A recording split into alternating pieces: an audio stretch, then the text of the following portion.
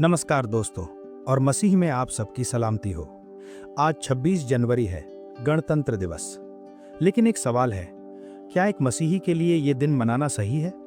क्या बाइबल हमें देश से प्रेम करना सिखाती है या फिर हमें इससे दूर रहने को कहती है?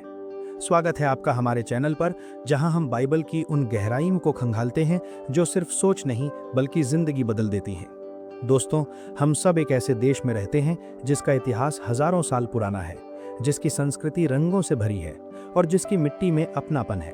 हम बात कर रहे हैं हमारे प्यारे देश भारत की। जब तिरंगा आसमान की ऊंचाइयों में लहराता है तो चाहे हम देश के किसी भी कोने में हों, हमारे भीतर कुछ हिल जाता है।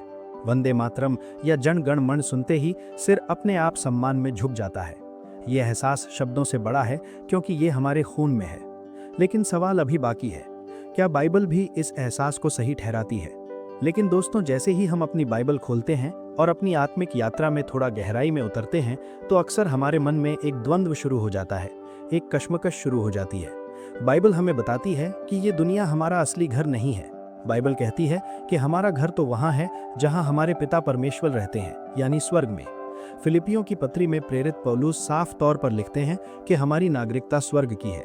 हम इस पृथ्वी पर तो सिर्फ कुछ दिनों के मेहमान हैं, परदेसी हैं और यात्री हैं।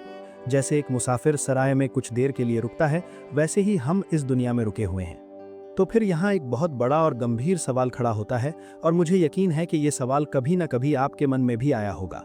सवाल ये है कि अगर मैं स्वर्ग का नागरिक हूँ तो क्या मुझे इस जमीन के देश यानी भारत से प्रेम करना चाहिए?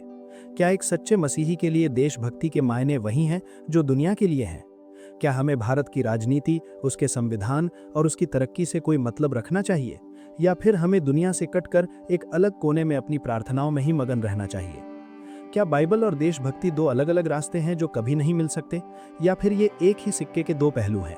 आज का ये वीडियो आपके इन्हीं सवालों का जवाब देगा, और मैं आपको विश्वास दिलाता हूं कि इस वीडियो के खत्म होने तक आप न केवल एक बेहतर मसीही बनेंगे, बल्कि एक ऐसे देशभक्त बनकर उठेंगे जिसे देखकर दुनिया कहेगी कि वाकई इनके ईश्वर में और इनमें कुछ तो खास बात है। इस बात को समझने के लिए सबसे पहले हमें ये समझना होगा कि हम भारत में क्यों हैं। क्या ये कोई संयोग है? क्या ये कोई एक्सीडेंट है कि आपका जन्म अमेरिका में नहीं हुआ, यूरोप में नहीं हुआ, बल्कि भारत की इस धरती पर हुआ? जी नहीं। बाइबल हमें बताती है कि हमारे परमेश्वर अनजाने में कोई काम नहीं करते। प्रेरितों के काम अध्याय 17 वचन 26 में लिखा है कि परमेश्वर ने मनुष्यों की हर एक जाति को एक ही मूल से बनाया और पूरी पृथ्वी पर रहने के लिए बसाया, और उनके समय और उनके रहने की सीमाओं को पहले से ठहरा दिया। जरा इस बात पर गौर करें, आपके पैदा होने से पहले ही अनंत काल में परमेश्वर ने यह तय कर लिया था कि आप इसी सदी में पैदा होंगे और आप भारत देश की सीमाओं के अंदर ही पैदा होंगे। उसने जानबूझकर आपको भारतीय बनाया। उसने आपको हिंदी या आपकी मातृभाषा दी। उसने आपको यहाँ का रंग रूप दिया। इसका मतलब यह है कि भारत के साथ आपका रिश्ता कोई इंसानी रिश्ता नहीं है, बल्कि ये एक ईश्वरीय नियुक्ति है। God has appointed you here. जब परमेश्वर किसी को किसी जगह पर रखता है तो उसके पीछे एक मकसद होता है, एक मिशन होता है। जैसे एक माली को बगीचे के एक खास हिस्से की जिम्मेदारी दी जाती है, वैसे ही परमेश्वर ने आपको भारत नाम के इस खूबसूरत बगीचे में रखा है ताकि आप इसकी देखभाल करें, इसे संवारें और इसके लिए प्रार्थना करें। तो ये सोचना कि मुझे देश से क्या मतलब, असल में परमेश्वर की उस योजना का अपमान करना है जिसके तहत उसने आपको यहाँ भेजा है।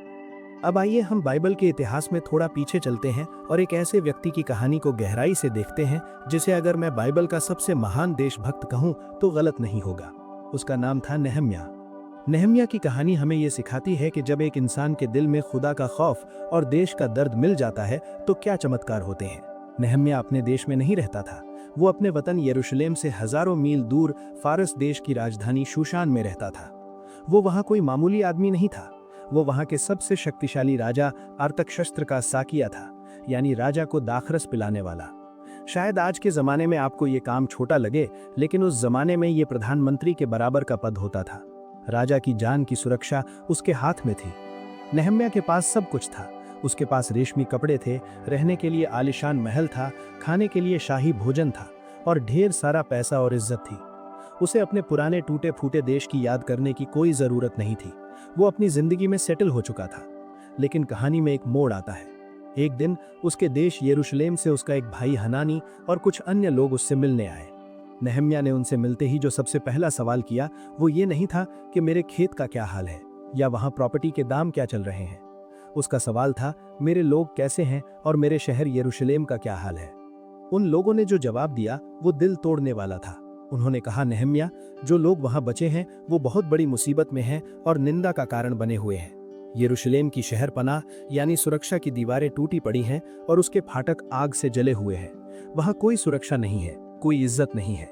दोस्तों, जरा सोचिए, अगर आज आपको पता चले कि आपके गांव या आपके देश में हालात बहुत खराब हैं, तो आप क्या करेंगे? शायद हम चाय की चुस्की लेते हुए कहेंगे कि सरकार कुछ करती क्यों नहीं, या ये देश तो सुधर ही नहीं सकता। लेकिन नेहम्या ने ऐसा नहीं किया। बाइबल कहती है कि जैसे ही नेहम्या ने ये बातें सुनी, वो वहीं भूमि पर बैठ गया और फूट फूट कर रोने लगा। वो सिर्फ 1-2 मिनट के लिए नहीं रोया। बाइबल बताती है कि वो कई दिनों तक विलाप करता रहा और उपवास करता रहा, यानी उसने खाना पीना छोड़ दिया। उसका शरीर फारस के महल में था, लेकिन उसकी आत्मा अपने देश के खंडहरों में भटक रही थी। यह है एक सच्चे मसीही देशभक्त का दिल। उसे अपनी पर्सनल कामयाबी से खुशी नहीं मिल रही थी, क्योंकि उसका देश तकलीफ में था। लेकिन नेहम्या सिर्फ रोने वाला इंसान नहीं था, वो प्रार्थना का योद्धा भी था। उसने जो प्रार्थना की वो बहुत ही अद्भुत है। उसने परमेश्वर से कहा, हे स्वर्ग के परमेश्वर, हमने तेरे विरुद्ध पाप किया है। मैं और मेरे पिता के घराने दोनों ने पाप किया है। ध्यान दीजिए, उसने ये नहीं कहा कि प्रभु, उन नेताओं ने देश को बर्बाद कर दिया या वहां के लोगों ने पाप किया है। उसने हम शब्द का इस्तेमाल किया। उसने अपने देश के पापों को अपने सिर पर ले लिया। इसे कहते हैं ओनरशिप लेना। आज हमारे देश को ऐसे ही मसीहियों की जरूरत है, जो दूसरों पर उंगली उठाने के बजाय घुटनों पर आए और कहें कि प्रभु, हमारे देश में जो बुराई है, जो भ्रष्टाचार है, उसके लिए हम जिम्मेदार हैं। हमें माफ कर और हमारे देश को चंगा कर। नेहम्या की कहानी यहीं खत्म नहीं होती।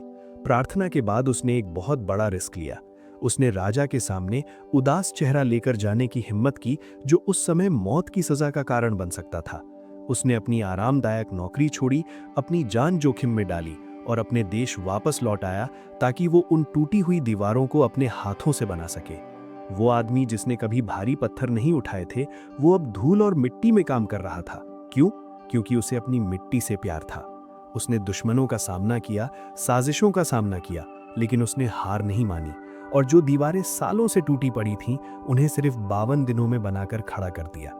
आज हमें खुद से पूछना है कि क्या हम नेहम्या जैसे हैं? क्या हम अपने देश की टूटी हुई दीवारों को देख पा रहे हैं? ये दीवारें पत्थर की नहीं हैं, ये दीवारें नैतिकता की हैं, ईमानदारी की हैं, भाईचारे की हैं। आज हमारे समाज में गरीबी की दरारें हैं, नफरत की आग है। क्या हम मसीही लोग सिर्फ तमाशबीन बनकर खड़े रहेंगे, या फिर हम नेहम्या की तरह कहेंगे कि आओ हम उठें और बनाएं? अब शायद आप सोचें कि नेहम्या तो अपने देश के लिए काम कर रहा था, लेकिन हम तो एक ऐसे समाज में रहते हैं जहां कई बार हमें लगता है कि हम अलग हैं। तो चलिए, मैं आपको पुराने नियम की एक और घटना की ओर ले चलता हूं, जो आपकी सोच को और भी साफ कर देगी। ये समय था जब इजराइल के लोग अपना देश खो चुके थे और बेबीलोन देश में गुलाम बनकर रह रहे थे। बेबीलोन उनका दुश्मन देश था। वहां के लोग उनसे अलग थे, उनका धर्म अलग था, उनकी भाषा अलग थी। इजरायली लोग वहां बहुत दुखी थे। वो रोते थे और कहते थे कि हम परदेश में यहोवा का गीत कैसे गाएं। वो बस इंतजार कर रहे थे कि कब परमेश्वर इस बेबीलोन को नष्ट करेगा और कब हम वापस जाएंगे। लेकिन तभी परमेश्वर का एक नबी यिर्मयाह उनके पास एक चिट्ठी भेजता है, और उस चिट्ठी में परमेश्वर का एक ऐसा आदेश था जिसने सबको चौंका दिया। यिर्मयाह अध्याय 29 वचन 7 में परमेश्वर ने कहा, जिस नगर में मैंने तुम्हें बसने को भेजा है, उसकी शांति को ढूंढो और उसके लिए यहोवा से प्रार्थना करो, क्योंकि उसकी शांति में ही तुम्हारी शांति है। ये बहुत ही क्रांतिकारी वचन है। परमेश्वर कह रहा है कि तुम चाहे गुलाम ही क्यों ना हो, तुम चाहे दुश्मन के देश में ही क्यों ना हो, फिर भी उस देश की भलाई के लिए काम करो, उस देश की उन्नति के लिए प्रार्थना करो। क्यों? क्योंकि उसकी शांति में तुम्हारी शांति है। दोस्तों, आज हम गुलाम नहीं हैं, हम आज़ाद भारत के आज़ाद नागरिक हैं। अगर परमेश्वर ने गुलामों को उस देश के लिए प्रार्थना करने को कहा जो उनका अपना नहीं था, तो सोचिए आज हमें अपने खुद के देश भारत के लिए कितनी शिद्दत से प्रार्थना करनी चाहिए। ये वचन एक बहुत ही व्यावहारिक सच भी बताता है। अगर हमारे देश में शांति होगी तो हमारे चर्च सुरक्षित रहेंगे। अगर हमारे देश की सड़कें अच्छी होंगी तो हम सुरक्षित अपने काम पर जा सकेंगे। अगर हमारे देश की अर्थव्यवस्था मजबूत होगी तो हमारे बच्चों को अच्छा भविष्य मिलेगा। अगर हमारे देश में बीमारी फैलेगी तो उसका असर हम पर भी होगा, और अगर हमारा देश तरक्की करेगा तो उसकी बरकत हमारे घरों तक भी आएगी। इसलिए एक मसीही कभी भी देशद्रोही नहीं हो सकता, एक मसीही कभी भी दंगाई नहीं हो सकता। हम वो लोग हैं जो शांति के राजकुमार यानी प्रिंस ऑफ पीस को मानते हैं। इसलिए जहां भी हम जाते हैं वहां हम शांति का बीज बोते हैं। हम जोड़ने वाले लोग हैं, तोड़ने वाले नहीं। अब हम नए नियम की ओर बढ़ते हैं, जहां यीशु मसीह और उनके चेले हमें देशभक्ति का एक नया और गहरा अर्थ सिखाते हैं। रोमियो की पत्री अध्याय 13 में प्रेरित पौलुस ने एक बहुत ही सख्त और साफ निर्देश दिया है। वहां लिखा है, हर एक व्यक्ति प्रधान अधिकारियों के अधीन रहे, क्योंकि कोई अधिकार ऐसा नहीं जो परमेश्वर की ओर से ना हो, और जो अधिकार हैं वे परमेश्वर के ठहराए हुए हैं। ये बात पौलुस ने तब लिखी थी जब रोम का राजा ईसाइयों पर बहुत अत्याचार करता था। फिर भी पौलुस ने कहा कि सरकार का आदर करो, कानून का पालन करो। इसका मतलब ये है कि संविधान का पालन करना और बाइबल का पालन करना अलग अलग नहीं है। जब आप हेलमेट पहनकर गाड़ी चलाते हैं तो आप सिर्फ ट्रैफिक पुलिस से नहीं बच रहे होते, बल्कि आप परमेश्वर के वचन का पालन कर रहे होते हैं। जब आप ईमानदारी से अपना इनकम टैक्स भरते हैं तो आप एक सच्चे मसीही होने का सबूत दे रहे होते हैं। जब आप रिश्वत देने से मना करते हैं तो आप परमेश्वर के राज्य की गवाही दे रहे होते हैं। यीशु मसीह ने एक बार एक सिक्के को देखकर कहा था, जो कैसर का है वो कैसर को दो, और जो परमेश्वर का है वो परमेश्वर को दो। यानी हमें अपनी दोनों जिम्मेदारियां निभानी हैं, एक नागरिक के तौर पर देश के प्रति और एक आत्मा के तौर पर परमेश्वर के प्रति। हमें एक दोहरी नागरिकता यानी ड्यूअल सिटीजनशिप मिली हुई है। हम स्वर्ग के राजदूत हैं। एक राजदूत का काम क्या होता है? एक राजदूत अपने देश यानी स्वर्ग का प्रतिनिधित्व दूसरे देश यानी भारत में करता है। एक राजदूत अपने देश से प्यार करता है, लेकिन जिस देश में उसे भेजा गया है वहां के कानूनों का सम्मान करता है और वहां के लोगों की भलाई के लिए काम करता है। तो अब सवाल आता है कि हम व्यवहारिक रूप से अपनी देशभक्ति कैसे दिखाएं? हम 26 जनवरी या 15 अगस्त के अलावा बाकी दिनों में देश से प्यार कैसे करें? यीशु मसीह ने कहा था, तुम पृथ्वी के नमक हो, you are the salt of the earth. नमक का काम क्या होता है? पुराने जमाने में जब फ्रिज नहीं होता था तो गोश्त या खाने को सड़ने से बचाने के लिए उस पर नमक मला जाता था। नमक सड़न को रोकता है। आज हमारे देश में भ्रष्टाचार की सड़न है, अनैतिकता की सड़न है, बेईमानी की सड़न है। ऐसे में मसीही होने के नाते हमारा काम है नमक बनना। जहां आप हैं वहां अगर आप रिश्वत नहीं लेते तो आप देश को सड़ने से बचा रहे हैं। अगर आप अपने दफ्तर में काम चोरी नहीं करते तो आप देश को बचा रहे हैं। अगर आप सच बोलते हैं जब बाकी सब झूठ बोल रहे हैं तो आप देश की सेवा कर रहे हैं। नमक का दूसरा काम है स्वाद बढ़ाना। हमें अपने समाज में प्यार, दया और सेवा का स्वाद घोलना है। मदर टेरेसा इसका सबसे बड़ा उदाहरण थी। उन्होंने भारत की नागरिकता ली और भारत के सबसे गरीब और बीमार लोगों की सेवा की। उन्होंने झंडा लेकर रैलियां नहीं निकाली, लेकिन उन्होंने अपने काम से साबित कर दिया कि वो भारत से कितना प्यार करती थी। यही वो देशभक्ति है जो बाइबल सिखाती है, काम वाली देशभक्ति, सिर्फ बातों वाली नहीं। दूसरा, यीशु ने कहा, तुम जगत की ज्योति हो, you are the light of the world. ज्योति का काम है अंधेरे को मिटाना। जहां भी अज्ञानता है, जहां भी अंधविश्वास है या जहां भी बुराई का अंधेरा है, वहां एक मसीही को रोशनी बनकर खड़ा होना चाहिए। और सबसे महत्वपूर्ण हथियार जो हमारे पास है वो है प्रार्थना। 1 तीमुथियुस अध्याय 2 में बाइबल हमें आज्ञा देती है, सबसे पहले मैं ये आग्रह करता हूं कि विनती और प्रार्थना और निवेदन और धन्यवाद सब मनुष्यों के लिए किए जाएं, राजाओं और सब ऊंचे पद वालों के लिए, ताकि हम विश्राम और चैन के साथ सारी भक्ति और गंभीरता से जीवन बिताएं। दोस्तों, क्या आपने कभी अपने देश के प्रधानमंत्री के लिए नाम लेकर प्रार्थना की है? क्या आपने अपने राज्य के मुख्यमंत्री, अपने शहर के कलेक्टर और पुलिस अधिकारियों के लिए दुआ की है? ये हमारा कर्तव्य है। जब हम अपने नेताओं के लिए प्रार्थना करते हैं तो परमेश्वर उन्हें बुद्धि देता है ताकि वे सही फैसले ले सकें और उन सही फैसलों का लाभ पूरे देश को मिलता है।